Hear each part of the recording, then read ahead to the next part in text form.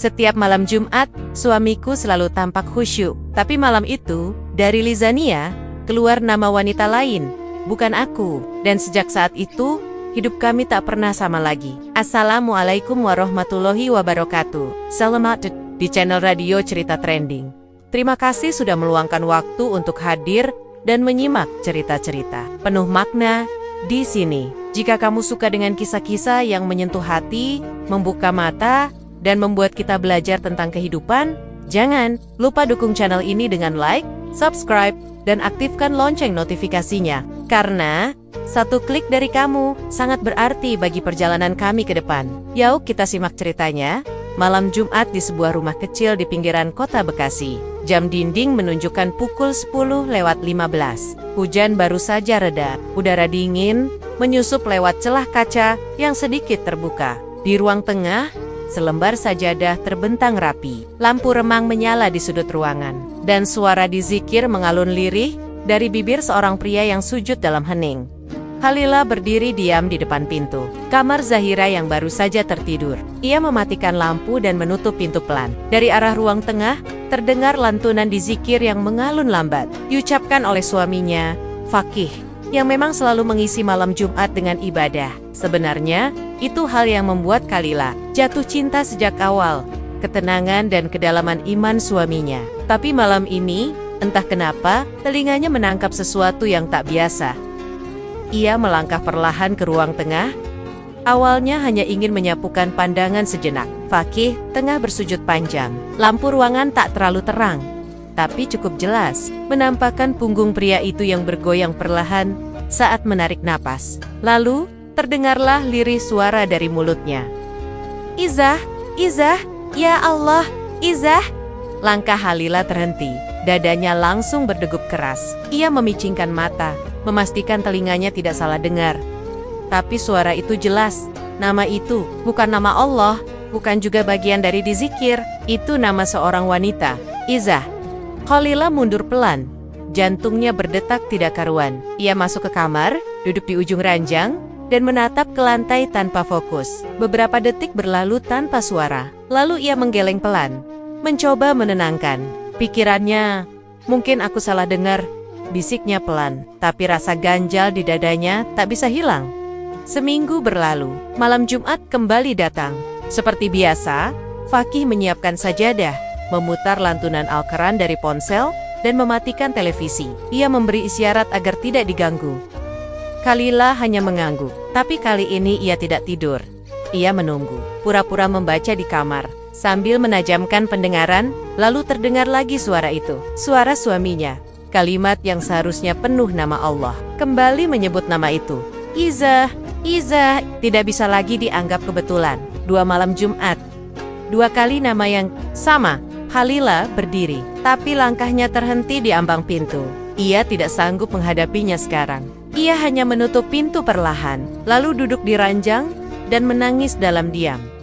Keesokan harinya, Khalila mencoba bersikap biasa. Tapi pagi itu, saat Fakih bersiap ke kantor, ia tiba-tiba bicara.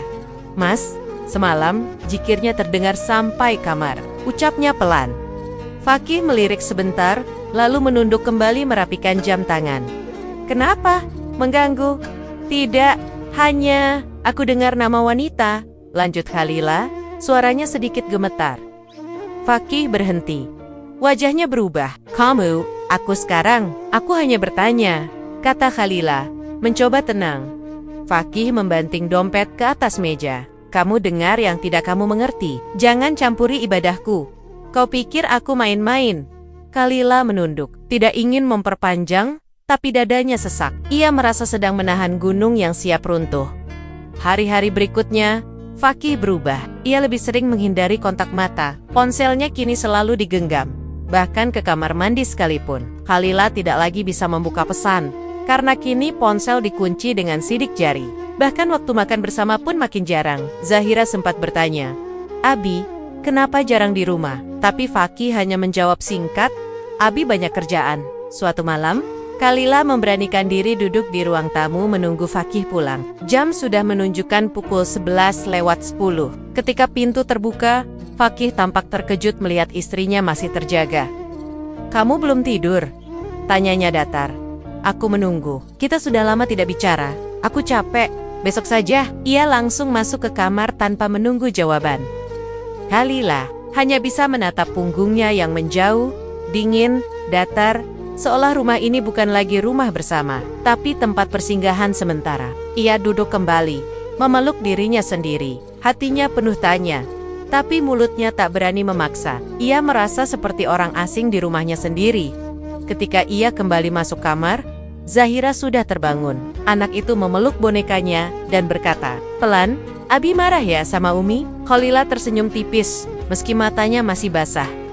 Ia mengusap kepala Zahira. "Tidak sayang, Abi hanya sedang banyak pikiran."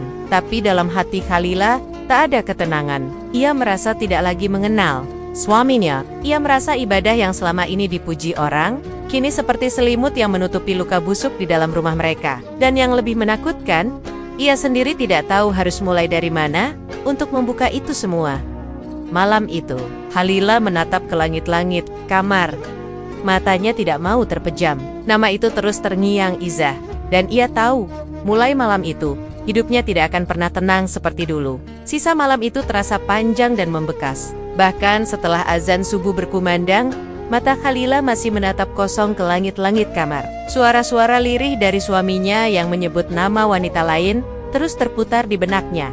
Seperti gema yang tidak pernah selesai. Ia berusaha menyangkal, berusaha percaya bahwa itu hanya ujian. Tapi keheningan yang diciptakan Fakih semakin membuatnya merasa asing di rumah yang dulu dibangun dengan doa dan cinta. Fakih keluar dari kamar mandi dengan sarung dan baju koko. Wajahnya dingin, seperti pagi yang tak berawan. Ia tidak menyapa, hanya berjalan menuju ruang salat. Khalila ingin bicara, tapi lidahnya keluh. Suara langkah suaminya yang menjauh justru terasa seperti jarak yang makin melebar di antara mereka.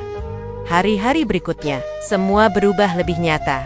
Fakih tidak lagi tidur sekamar, dengan alasan ingin lebih fokus beribadah. Sajadah dan bantal kecilnya kini diletakkan di ruang tamu. Ia menyalakan kipas angin dan mematikan lampu kamar setiap malam, seolah tak ingin ada cahaya sedikit pun tersisa. Untuk istrinya, tak ada lagi tangan yang menyentuh, tak ada lagi bisikan hangat di ujung malam.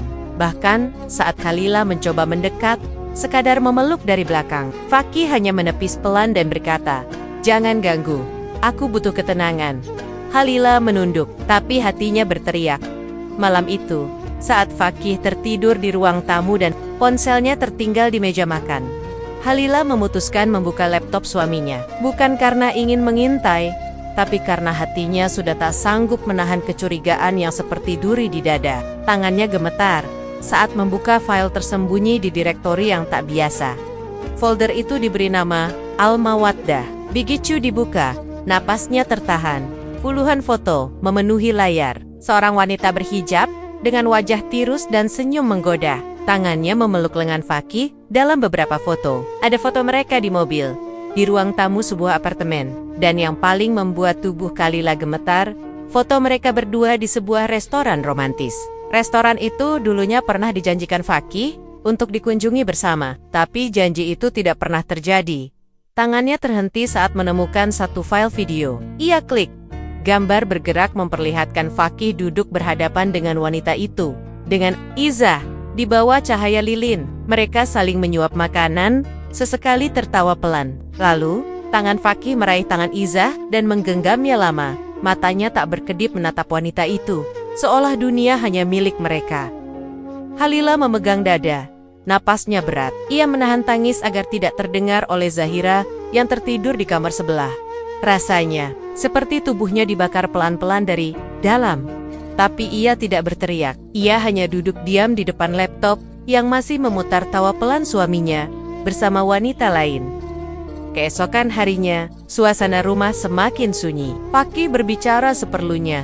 Bahkan saat Zahira mengajak ayahnya bermain, ia hanya menjawab singkat, lalu kembali menunduk pada ponsel. Khalila memperhatikan. Setiap Fakih mendapat pesan, ia tersenyum. Senyum yang tak pernah lagi diberikan padanya. "Mas," ucap Khalila pelan, "saat makan malam, kapan kita ke rumah ibu?" Fakih mengunyah tanpa menoleh. "Tidak perlu dulu, aku sedang banyak kerjaan. Kemarin ibu tanya, kenapa Mas selalu menunda?" Fakih mendongak.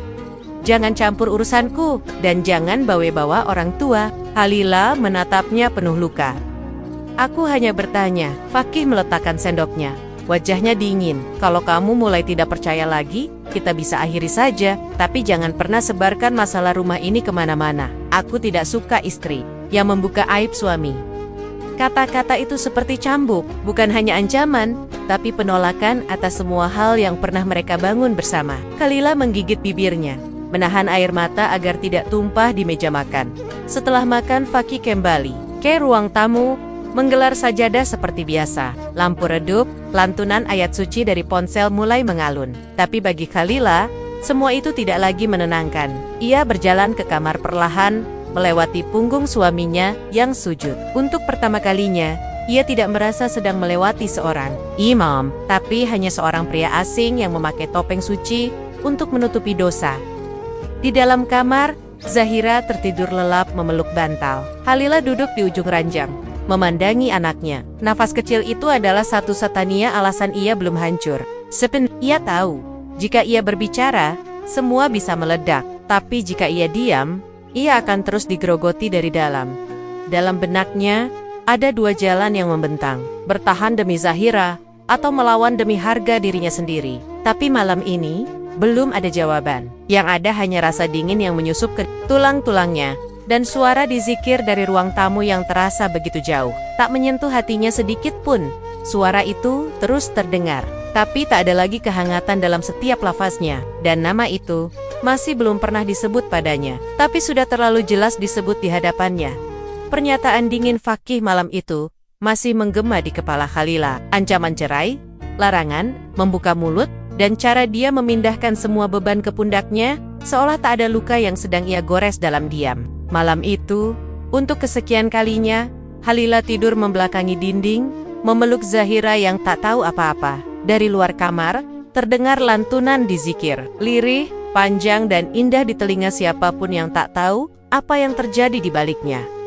Pagi harinya, Fakih tampak berbeda. Ia berpakaian lebih rapi dari biasanya. Mengenakan koko putih bersih, parfum khas yang jarang ia pakai belakangan ini, dan senyum yang seolah dibuat-buat. Saat ditanya hendak kemana, ia hanya menjawab, "Ada pertemuan pengurus masjid." Khalila tidak menanggapi. Ia hanya memperhatikan Fakih dari balik tirai, hingga mobilnya benar-benar meninggalkan halaman. Beberapa hari kemudian, Fakih mengumumkan bahwa ia akan mengundang Ustaz Nasyir untuk mengisi pengajian keluarga di rumah. "Biar rumah ini lebih adem, sekalian bentuk tanggung jawabku sebagai kepala keluarga," katanya dengan suara mantap. Khalila diam saja, hanya mengangguk pelan. Ia tahu, ini bukan tentang ketenangan, ini tentang citra, tentang bagaimana Fakih ingin terlihat saleh, seimbang, dan terpuji di mata orang. Ibadah kini bukan lagi kebutuhan rohani, tapi panggung kecil untuk menutupi kebusukan yang ia simpan rapi. Malam pengajian tiba, beberapa tetangga datang. Sebagian duduk bersila di ruang tamu dengan sajadah masing-masing. Ustadz Nasyir berbicara lembut, mengangkat tema tentang kejujuran dan keberkahan rumah tangga. Di sudut ruangan, Fakih terlihat sangat khusyuk, menunduk dalam-dalam, seolah sedang menyesali sesuatu yang mendalam. Tapi Khalila hanya melihat kebohongan. Wajah itu, tangan yang merangkul mushaf, semua tampak seperti kostum yang dikenakan di waktu yang tepat, bukan ketulusan. Setelah tamu pulang, Fakih kembali ke ruang zikirnya. Tapi malam itu, sebelum memulai, ia menerima telepon. Khalila yang masih di dapur sempat mendengar sepintas dari balik tembok. "Iya sayang, nanti jam 10. Aku datang sendiri. Jangan khawatir." Suara itu pelan, tapi cukup untuk menghancurkan lagi apa yang belum sempat pulih. Khalila menahan napas di balik pintu dapur. Tubuhnya kaku, namun dadanya panas seperti dibakar. Ia menggigit bibir, menunduk, lalu menenangkan dirinya. Tapi, bukan untuk pasrah, untuk diam-diam mengikuti kemana langkah itu akan berujung. Menjelang pukul 9 malam, Fakih keluar dari rumah dengan alasan ingin itikaf di masjid terdekat. Khalila menunggu sekitar 15 menit, lalu mengganukkan kerudung tipis dan jaket. Ia menitipkan Zahira pada tetangganya dengan alasan darurat, lalu berjalan cepat menelusuri gang, mengikuti arah masjid yang biasa Fakih kunjungi dari Keyohon. Ia melihat mobil suaminya terparkir. Masjid tampak sepi, Hanya ada beberapa jemaah. Halila berdiri tak jauh di balik tiang lampu jalan. Beberapa menit kemudian, Fakih keluar dari masjid. Tidak sendiri. Langkahnya cepat menuju mobil. Dan di dalam mobil itu, seorang wanita sudah menunggunya. Halila melihat jelas dari balik kaca gelap yang terbuka sedikit. Seorang wanita muda, berhijab rapi, mengenakan pakaian panjang dan makeup tipis. Matanya tajam, bibirnya merah muda, dan tangan yang terulur langsung menggamit lengan Fakih dengan manja. Mereka berpelukan, bukan pelukan sekilas, tapi rangkulan lama seperti sepasang kekasih yang tak ingin lepas. Kepala Izzah bersandar di dada Fakih, dan pria itu membelai punggung wanita itu perlahan. Gerakan itu lambat, mesra, dan tidak menyisakan ruang bagi penyangkalan. Halila menahan napas, tapi dadanya sudah pecah, tubuhnya menggigil. Ia berdiri di trotoar, hanya beberapa meter dari mobil mereka. Lampu jalan menyinari wajahnya yang sudah basah oleh air mata. Tapi tak satu pun dari mereka menyadari, dunia di dalam mobil itu hanya milik mereka berdua. Setelah beberapa saat, mobil itu melaju pelan, meninggalkan masjid, meninggalkan jalanan sepi, dan meninggalkan Halila dalam kehancuran yang tak punya bentuk. Ia terduduk di trotoar, matanya kosong, tapi tubuhnya masih terasa panas oleh amarah, cemburu, dan luka yang tak bisa diucapkan dengan kata. Apa yang paling menyakitkan bukanlah pengkhianatan itu sendiri, tapi kenyataan bahwa semua dosa itu dibungkus dalam sajadah dan disikir yang disaksikan malaikat. Ia tahu, sujud suaminya bukan lagi jalan menuju surga, tapi tirai untuk menyembunyikan noda yang makin pekat. Halila pulang berjalan kaki. Sepanjang perjalanan, tubuhnya lemas, tapi pikirannya penuh. Ia mencoba menenangkan diri, tapi tak bisa melupakan tangan suaminya yang menyusuri punggung wanita lain. Tangan yang dulu ia genggam erat saat malam pertama. Genggaman itu kini milik perempuan lain. Sesampainya di rumah, ia masuk ke kamar Zahira, membenahi selimut anaknya, lalu berbaring di sampingnya. Tapi ia tidak tidur. Dan untuk pertama kalinya, ia tidak berdoa, hanya diam. Dengan air mata yang tak habis-habis mengalir tanpa suara, Halila tak memejamkan mata malam itu. Ia masih terbiang-biang tubuh suaminya yang memeluk wanita lain di depan masjid, dalam gelap yang seharusnya suci. Bayangan itu menempel di kepala seperti kabut yang tidak hilang. Bahkan ketika azan subuh terdengar dan suara air wudhu dari kamar mandi mulai mengalir, hatinya belum tenang. Ia hanya duduk di pojok tempat tidur, menatap lantai tanpa arah. Fakih keluar dari kamar mandi dengan langkah biasa, seolah malam sebelumnya tak ada apa-apa. Seolah ia tak baru saja menodai pernikahan dengan pelukan hangat untuk wanita yang bukan istrinya. Wangi parfumnya masih sama, tajam dan maskulin, tapi aromanya kini membuat perut Halila mual. "Mas," suara Halila nyaris tak terdengar, tapi cukup jelas untuk membuat Fakih menoleh. Ia mendekat. "Ada apa pagi-pagi begini?" Halila mengangkat wajahnya, matanya sembab, tapi tak ada air mata yang tersisa. "Aku lihat kamu tadi malam di depan masjid." Dengan dia, Fakih menahan napas. Wajahnya tak kaget, ia hanya menatap istrinya dengan sorot yang sulit diterjemahkan. "Jadi kamu mengikutiku?" "Aku hanya ingin tahu kebenarannya," jawab Halila lirih. Fakih menghela napas panjang, lalu duduk di tepi tempat tidur. Tangannya menekan lututnya, matanya lurus ke dinding. "Sudah kuduga kamu akan bereaksi seperti ini." "Seperti ini bagaimana?" Halila mengeraskan suaranya. "Kamu tidak pernah paham. Izzah tidak menuntutku seperti kamu. Dia mendengarkan. Dia tidak mengatur. Dia membebani, dan kamu menyebut itu cinta?" Suara Halila bergetar. Fakih berdiri. "Aku lelah, Halila. Kamu pikir rumah ini surga hanya karena kamu rajin memasak dan mengurus anak? Tidak, kau terlalu sibuk jadi istri yang sempurna, sampai lupa jadi pasangan yang mengerti." Sebelum Halila sempat menjawab, suara kecil terdengar dari balik pintu. Zahira berdiri di sana, tubuhnya gemetar, mata lebam karena kurang tidur. "Abi, jangan marahi Umi," katanya pelan. Fakih menatap anaknya, lalu langsung pergi tanpa berkata apa-apa. Pintu dibanting. Zahira berlari ke pelukan ibunya, dan tangisnya pecah. Siang itu rumah terasa lebih dingin dari biasanya. Langit mendung, angin menyusup dari sela jendela yang tak tertutup rapat. Halila baru saja menidurkan Zahira ketika terdengar suara bel. Ia membuka pintu, dan tubuhnya langsung kaku. Izzah berdiri di depan rumah, mengenakan gamis longgar berwarna krim dan jilbab panjang yang tampak terlalu lembut untuk menutupi dinginnya niat. Di tangannya, bungkusan kotak makanan berlapis renda. "Assalamualaikum, Kak Halila," ucapnya manis. "Terlalu manis. Perlu apa kamu kesini?" Suara Halila nyaris tidak sopan, tapi tak bisa ia bendung. Izzah tersenyum lembut. "Fakih, sedang banyak tekanan. Aku cuma ingin bantu. Ini masakan kesukaannya, rendang buatan aku sendiri." Ia melangkah masuk tanpa izin, menyusuri ruang tamu sambil menatap sekeliling seperti tuan rumah baru.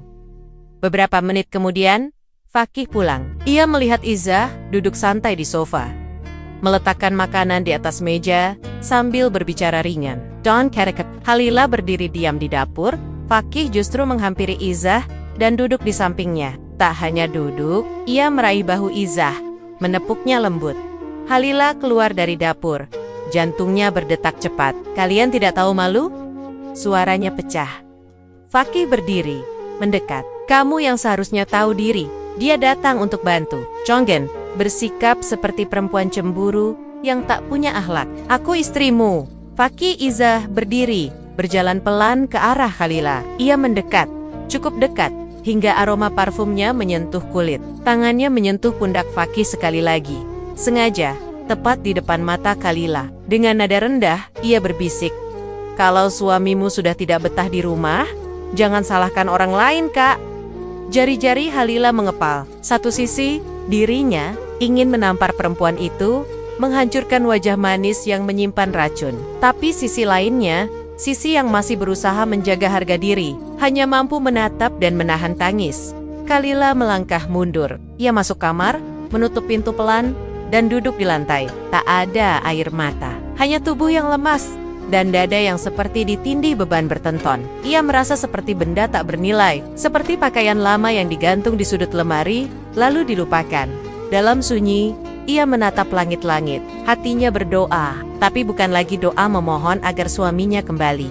Doa itu sudah lewat. Yang tersisa adalah harapan lirih agar Allah menegakkan keadilan. Jika memang keadilan itu harus datang lewat luka, maka ia siap. Ia tak tahu sampai kapan harus bertahan. Tapi satu hal ia tahu pasti, rumah ini bukan rumah lagi, bukan tempat untuk bernaung, tapi panggung yang penuh dengan peran dusta dan cinta yang dimutilasi di luar kamar. Suara tawa pelan terdengar. Makanan sedang disantap, dan suami sedang duduk bersama perempuan lain di ruang yang dulu dibangun atas nama cinta. Suara sendok dan piring masih terngiang di kepala Halila. Percakapan basa-basi antara Fakih dan Izzah tadi siang. Tawa kecil mereka dan pandangan mata Izzah yang seolah ingin menginjak harga dirinya. Semuanya masih menempel seperti bekas luka yang belum sempat kering. Setelah mereka pergi, rumah kembali sunyi, tapi bukan sunyi yang menenangkan. Lebih seperti kuburan yang dipoles agar tampak hidup. Zahira tidur lebih awal malam itu. Kelelahan setelah menangis dayam-dayam di pelukan ibunya. Halila pun memilih tidak banyak bicara. Ia duduk lama di tepi ranjang, tidak ingin keluar kamar, tidak ingin melihat sajadah itu lagi, dan terutama tidak ingin mendengar suara lirih yang berpura-pura suci. Tapi suara itu datang juga. Malam Jumat itu, Fakih menggelar sajadah. Kali ini lebih tenang, lebih lama, lebih dalam. Lampu ruang tamu sengaja diredupkan. Aroma minyak wangi dari tubuhnya menyeruak hingga ke kamar. Bukan aroma yang asing, tapi malam ini terasa menyengat, seperti ingin menutupi bau busuk yang seharusnya. Tak kasat hidung, Halila mendengar suara jikirnya. Pelan, menyayat, namun tak menyentuh. Lidahnya mengucapkan lafaz-lafaz yang agung. Tapi hati Halila hanya mendengar satu nama berputar. Izzah. Ia yakin nama itu masih mengendap di setiap sujud suaminya. Ia memeluk Zahira yang sudah tertidur lelap. Anak itu gelisah, matanya berkedut meski terpejam. Nafasnya tak stabil. Halila membelai rambut anaknya perlahan, dan diam-diam, dalam hati yang penuh luka, ia mengucap kalimat yang hanya Allah dengar. "Jika engkau ingin menunjukkan kebenaranmu, tunjukkanlah malam ini. Tapi jangan lewat aku. Lewatkan aku dari murka yang kau turunkan padanya." Waktu berjalan lambat, hanya detak jam dinding yang terdengar. Di zikir itu masih mengalun, hingga tiba-tiba berhenti. Tak ada suara apapun, hening. Terlalu hening. Halila membuka matanya, menajamkan telinga. Tak ada apapun. Beberapa detik kemudian, suara benda jatuh terdengar dari ruang tengah. Bukan keras, tapi cukup untuk membuat jantung Halila terlonjak. Ia bangkit perlahan, menyelimutkan tubuh Zahira, lalu membuka pintu kamar dengan hati-hati. Lorong menuju ruang tengah gelap, hanya remang cahaya dari lampu sudut yang menyala. Sajadah masih terbentang. Fakih masih bersujud, tapi tak bergerak. Khalila melangkah pelan, jantungnya berdetak cepat, tapi tubuhnya terasa ringan. Entah karena takut atau karena firasat, ia mendekat. Tubuh Fakih tetap bersujud, tangannya mengepal, jidatnya menempel di permukaan sajadah yang basah oleh keringat. "Mas," panggil Khalila pelan. Tidak ada respons. "Mas, sudah jam 2, ia letakkan tangan di pundak Fakih. Dingin, kaku, ia dorong pelan. Tubuh itu tumbang ke samping, dan wajahnya menghitam, bukan pucat. Bukan seperti orang tidur, tapi seperti arang terbakar. Matanya sedikit terbuka, namun kosong. Mulutnya separuh terbuka, dan bibirnya pecah seperti habis terbakar dari dalam. Halila menjerit, tapi suara itu tidak keluar. Tubuhnya terdorong mundur, lututnya lemas, tangannya gemetar. Ia tidak tahu harus berbuat apa. Kaki-kakinya terasa seperti tidak menapak tanah. Ia meraih ponsel, menghubungi ambulans, lalu tetangga, lalu entah siapa lagi. Tapi semua itu terasa jauh, terasa seperti mimpi buruk yang bergerak terlalu cepat untuk dikejar. Beberapa menit kemudian, rumah ramai. Tapi Halila tidak bicara. Hanya duduk di lantai, di dekat sajadah itu, memeluk lutut, menatap wajah suaminya yang sudah bukan wajah yang ia kenal. Tim medis datang. Mereka memeriksa, tapi satu kalimat yang keluar dari mulut salah satu dari mereka membuat semua diam. Tidak ada tanda-tanda kekerasan, tapi ini bukan kondisi normal. Kami tidak tahu kenapa wajahnya bisa seperti ini. Fakih dinyatakan meninggal dunia di tempat, tanpa sebab yang bisa diterima logika. Beberapa jam kemudian, Ustadz Nasyir datang. Ia melihat tubuh Fakih yang sudah dibaringkan, lalu menunduk dalam. Matanya tertuju pada wajah menghitam itu lama sekali. Setelah diam cukup lama, ia berbisik. Hanya cukup didengar Khalila. Banyak yang berzikir dengan bibir, tapi tidak dengan hati. Kadang murka datang lebih cepat dari yang kita kira. Khalila tidak menjawab, tidak menangis, tidak menyanggah. Ia hanya menatap suaminya. Bukan lagi dengan cinta, tapi dengan perasaan yang bahkan tidak bisa ia beri nama. Wajah menghitam Fakih masih tertanam kuat di kepala Khalila. Bahkan setelah pemakaman selesai dan tanah sudah ditimbun rapi, bayangan itu tetap melekat. Tetap melekat, bukan hanya karena horor bentuk fisiknya, tapi karena rasa dingin yang menyebar dari tubuh suaminya hingga ke tulang-tulang Khalila sendiri. Ia tak bisa lupa ekspresi itu, seolah Fakih ingin berbicara sesuatu sebelum roh terlepas, tapi mulutnya membeku dengan dosa yang menempel di bibir. Rumah menjadi sangat sunyi, terlalu sunyi. Zahira tidak banyak bicara. Anak itu lebih sering duduk memeluk bantal, memandangi pintu depan yang tak lagi terbuka setiap sore. Khalila mencoba kembali ke rutinitas, setidaknya untuk menjaga kewarasan. Tapi setiap malam Jumat datang, sesuatu yang tak bisa dijelaskan mulai terasa. Sajadah yang pernah dipakai Fakih kini dilipat rapi di rak. Tapi anehnya, ketika malam Jumat tiba dan azan Isya berkumandang, sajadah itu selalu terasa lembab, seperti pernah digunakan. Warnanya juga berubah lebih gelap. Bagian tengahnya seperti terbakar tipis. Khalila sempat berpikir itu hanya sugesti. Ia mencuci sajadah itu, bahkan menggantinya dengan yang baru. Tapi pekan berikutnya, hal yang sama terjadi. Khalila menggelar sajadah baru di tempat yang sama. Ia berniat menggunakan sendiri untuk salat malam. Tapi saat menyentuh lantai, sajadah itu langsung basah, bukan oleh air, melainkan oleh sesuatu yang lengket dan berbau sangit, seperti kain yang terlalu lama disetrika hingga gosong, tapi tetap lembab, seperti diletakkan di tempat lembab. Ia menelan ludah, merinding sampai ke tengkuk. Zahira pun mulai gelisah. Malam itu, anak itu terbangun dalam keadaan berkeringat, menjerit kecil, "Umi, Abi!" di pojok kamar. Dia lihat aku, matanya merah. Khalila memeluk Zahira erat. "Itu cuma mimpi, sayang."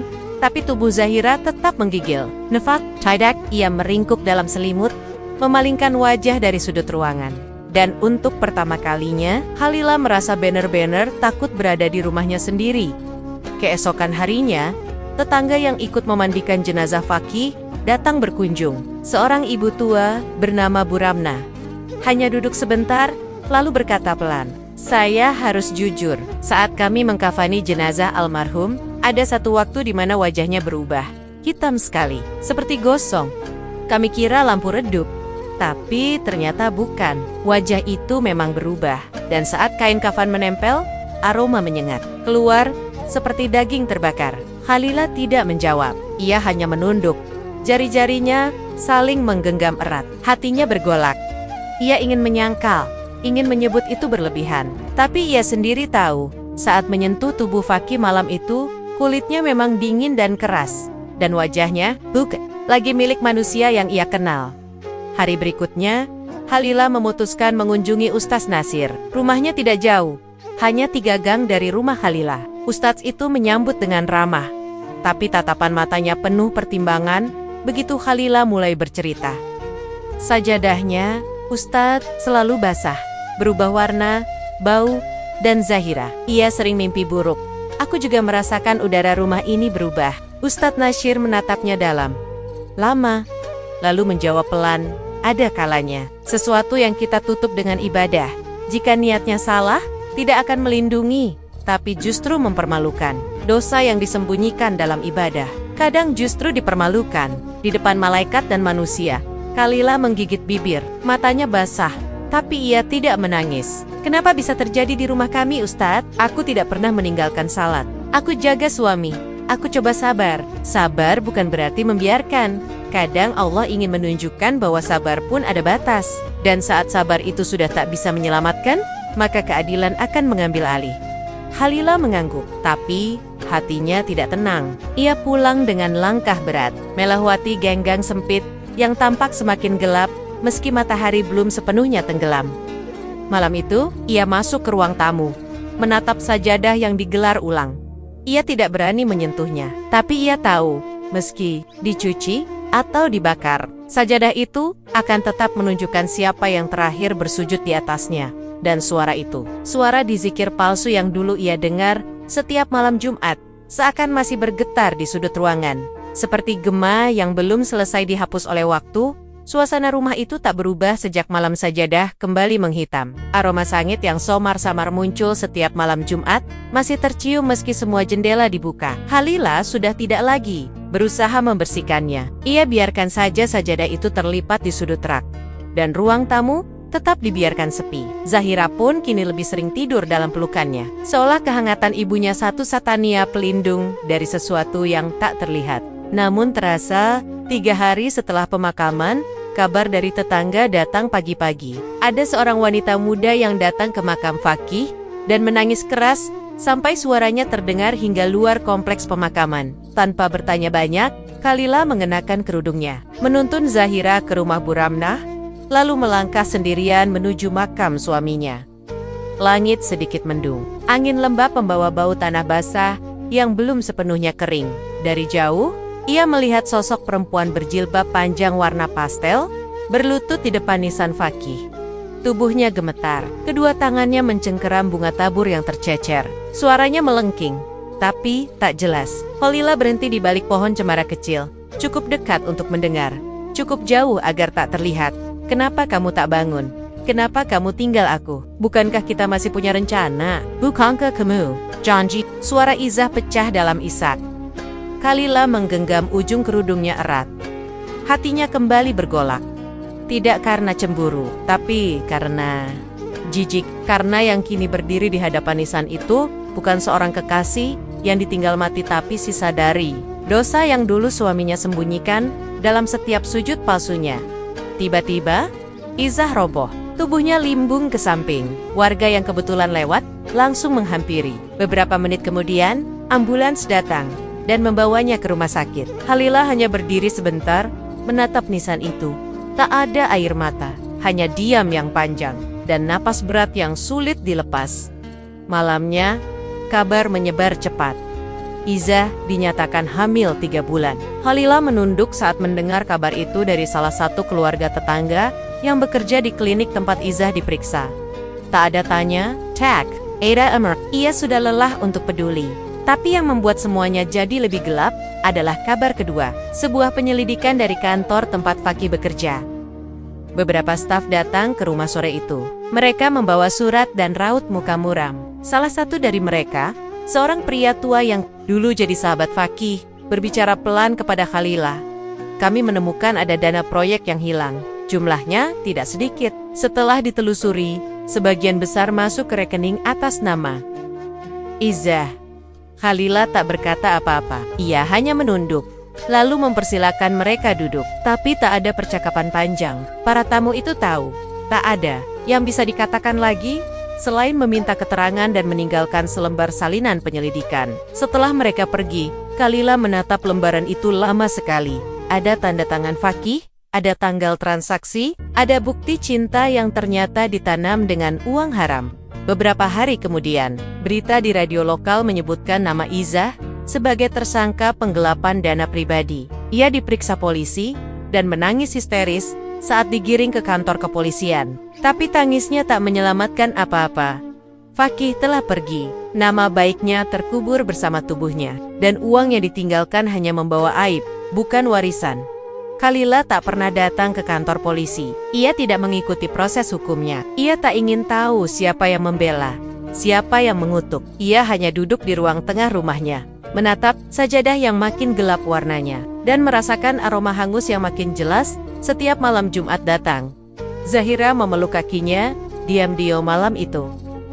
Umi, Abi masih marah ya? Dia datangi aku lagi tadi dalam mimpi. Khalilah menahan napas. Ia mengusap kepala Zahira dan menjawab, Abi tidak bisa marah lagi. Yang bisa marah sekarang? Cuma Allah. Kata-kata terakhir yang diucapkan Khalilah pada Zahira malam itu, tentang marahnya Allah, masih menggema saat pagi menjelang. Tapi langit rumah tak berubah, tetap mendung, tetap sunyi, dan tetap membawa hawa aneh yang tak pernah benar-benar pergi. Sejak tubuh Fakih dibaringkan ke tanah, meski tak ada lagi tamu, tak ada lagi telepon yang menanyakan kabar jenazah. Rumah itu masih seolah dipenuhi suara-suara yang tak terlihat. Setiap sudut ruangan seperti menyimpan sisa-sisa yang ditinggalkan Fakih, dan bukan sisa yang bisa dikenang dengan tenang, tapi bayang yang membekas, yang menggantung di antara kenyataan dan rasa bersalah yang tidak Khalilah ciptakan sendiri. Ia membakar sebagian barang peninggalan suaminya.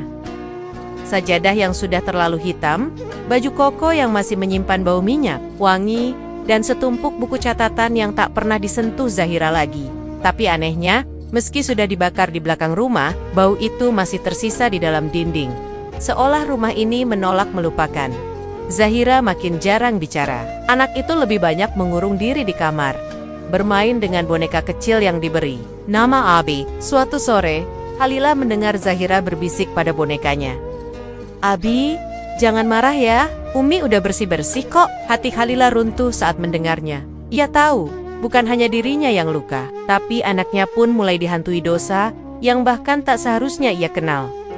Khalilah membawa Zahira ke terapis anak. Konsultasi dilakukan seminggu 2 kali. Di antara sesi-sesi itu, ia mulai membuka pengajian kecil di rumah. Ia mengundang 2 tetangga yang ia percaya dan memanggil Ustadz Nasyir untuk mengisi tausiah.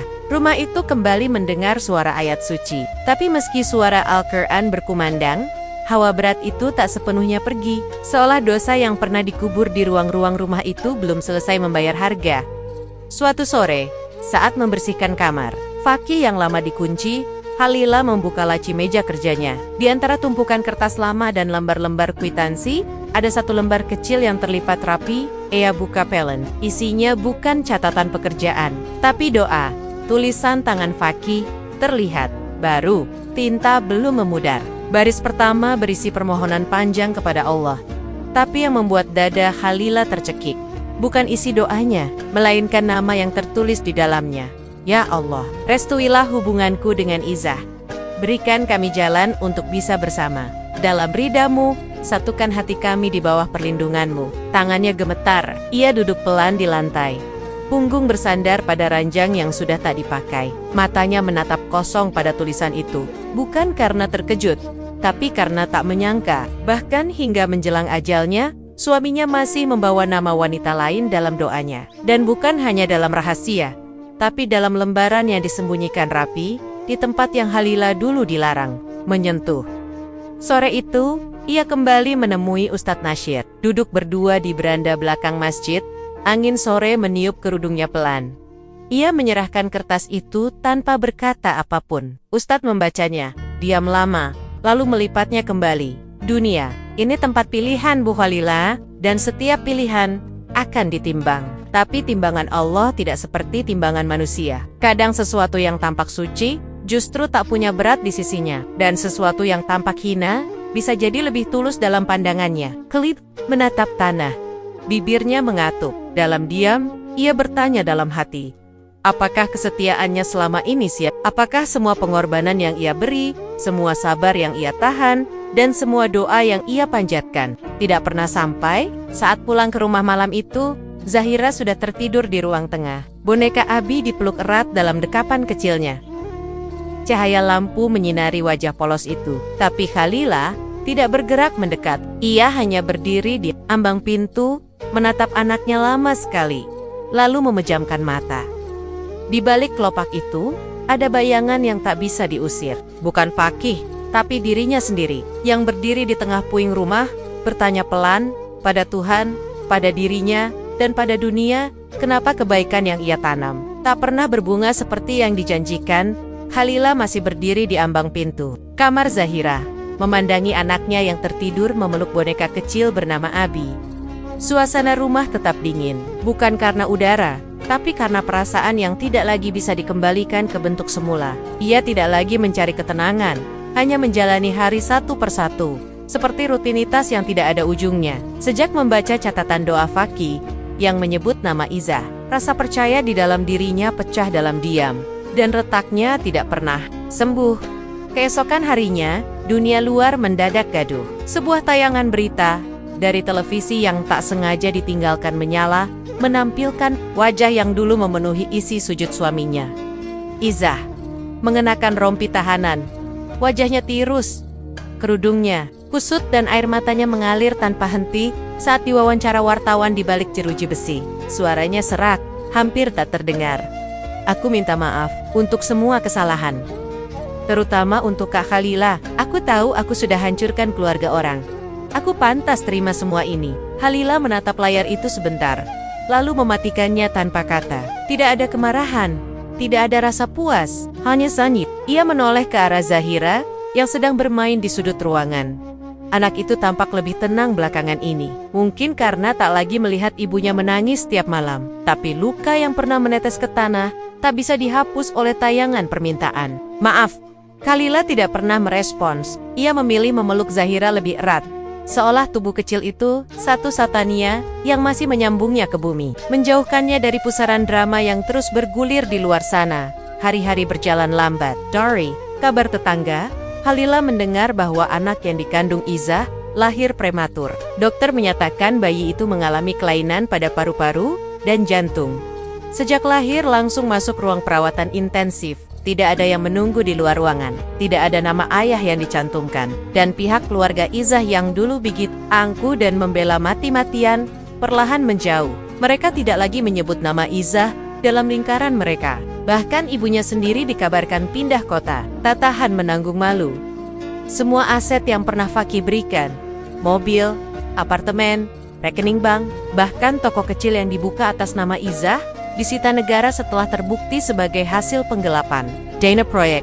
Dalam waktu yang singkat, Izzah kehilangan semua yang pernah ia banggakan. Dari wanita yang dulu melenggang manja di belakang suami orang, ia kini tidur di atas tikar penjara, menyusui bayi sakit dengan tubuh yang terus melemah. Tapi, yang paling mengerikan bukanlah kehilangan harta atau nama baik, melainkan malam Jumat. Setiap malam itu tiba, Izzah berteriak di dalam selnya, teriakan yang membuat tahanan lain menggigil. Ia mengaku melihat Fakih, berdiri di ujung ranjang besinya, dengan wajah hangus dan mata merah yang memancar marah. Kamu janji akan bersamaku. Kenapa kamu biarkan aku pergi sendiri? Kenapa kamu tak tepati doa kita? Katanya dalam igauan. ia tidak tidur semalaman. Terkadang terdengar suara tangis histeris yang menghentak dinding penjara. Para sipir mulai mencatat bahwa hanya pada malam Jumat, suhu tubuh Izzah naik drastis, kulitnya pucat, dan ia selalu gemetar, tak bisa bicara. Hingga suatu malam, ia tak sadarkan diri selama hampir 2 jam setelah menjerit. Dia datang.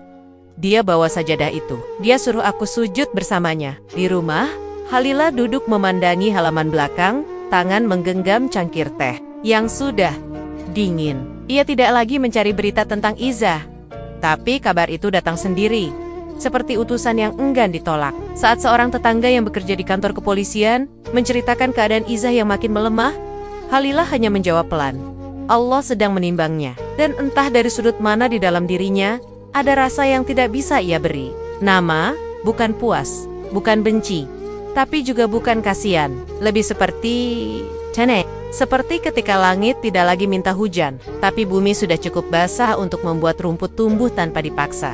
Tapi meski luka sudah mengering, Halila belum bisa menyebut dirinya sembuh. Karena setiap malam Jumat, sajadah itu masih gelap. Malam Jumat masih menjadi malam yang paling sunyi bagi Halila.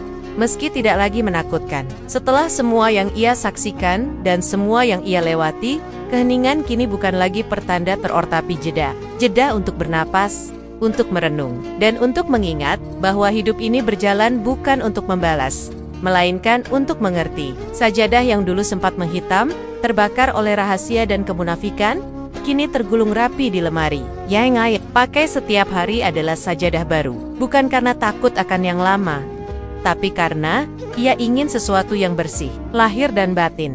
Zahira tumbuh menjadi gadis kecil yang lembut. Trauma masa kecilnya perlahan luruh dalam pelukan ibunya, dalam cerita-cerita pengajian, dan dalam kehangatan malam mulam-lam penuh doa yang Halila bangun diam-diam.